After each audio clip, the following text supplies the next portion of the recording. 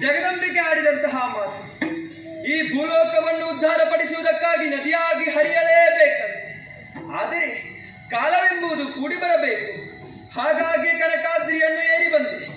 ನೋಡಿದೆ ಎಂದಾದರೆ ಈ ಕನಕಾದ್ರಿಗೆ ಆಗಸವೇ ಬೆಳಗೊಡೆಯಾಗಿ ಗೋಚರಿಸುತ್ತಾ ಇದೆಯಲ್ಲ. ಆಹಾ, ಈ ಸೊಬಗನ್ನು ಕಾಣುವಾಗ ಮನಸ್ಸಿಗೆ ಸಂತೋಷವಾಗುತ್ತಾ ಇದೆ.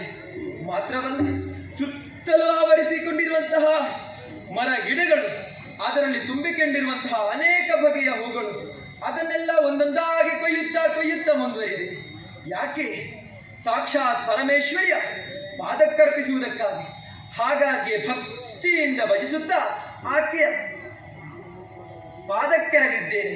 ಮಾತ್ರವಲ್ಲ, ಎಲ್ಲಿಂದಲೋ ಏನು ಒಂದೆಸಳು ಬಂದು ನನ್ನ ತಲೆಗೆ ಬಿತ್ತಲ್ಲ. ಅರ್ಥವಾಯಿತು. ಆ ಜಗನ್ಮಾತೆಯ ಆಶೀರ್ವಾದ ನನ್ನ ಮೇಲಿದೆ ಎಂಬುದು ಸತ್ಯವಾಗಿ ನನಗೆ ಅರ್ಥವಾಯಿತು. ಆದರೆ ಕಾಲವೆಂಬುದು ಕೂಡಿ ಬರಬೇಕು ಎಂಬುದಾಗಿ ಕಾದು ಕುಳಿತಂತಹ ಸಮಯ ಯಾವ ದಿನ ಇಂದು? ಮಾಘ ಶುದ್ಧ ಪೌರ್ಣಮಿಯ ದಿನ ಇದು. ಶುಭ ದಿನ. ಹಾಗಿದ್ದರೆ ಲೋಕದ ಕಷ್ಟವನ್ನು ಹೋಗಲಾಡಿಸುವುದಕ್ಕಾಗಿ ನಂದಿನಿ ಇಂದು ನದಿಯಾಗಿ ಹರಿತಾ ಇದ್ದಾಳೆ. ಬರಗಾಲವನ್ನು ನಿವಾರಿಸುವುದಕ್ಕಾಗಿ ನಂದಿನಿ ನದಿಯಾಗಿ ಹರಿತಾ ಇದ್ದಾಳೆ. ಮನುಜರನ್ನೆಲ್ಲ ಕಾಪಾಡುವುದಕ್ಕಾಗಿ ನಂದಿನಿ ನದಿಯಾಗಿ ಹರಿತಾ ಇದ್ದಾಳೆ.